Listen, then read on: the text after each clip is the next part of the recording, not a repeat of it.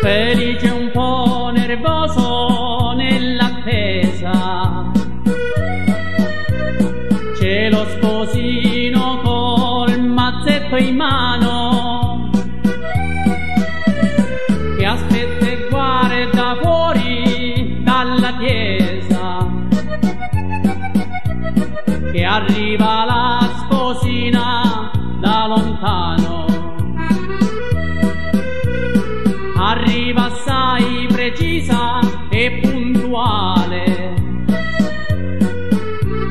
col padre, con la madre, con i parenti,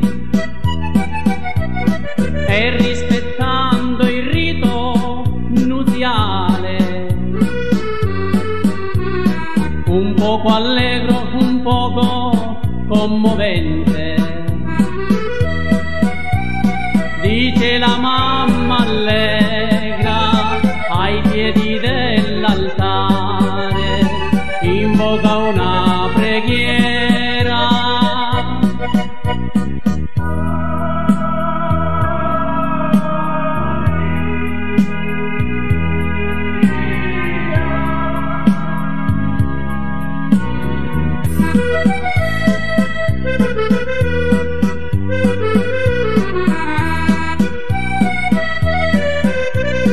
Bella la sposa con l'abito bianco,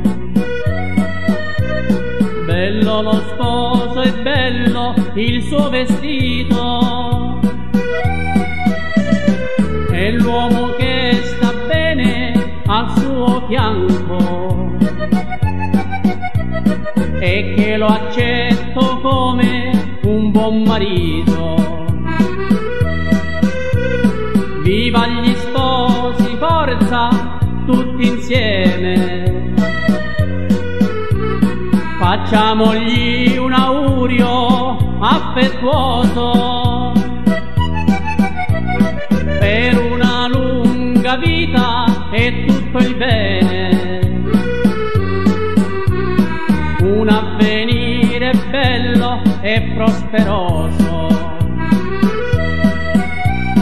Gli auguri più sinceri sono nati dal mio cuore, per una lunga vita, per un eterno amore.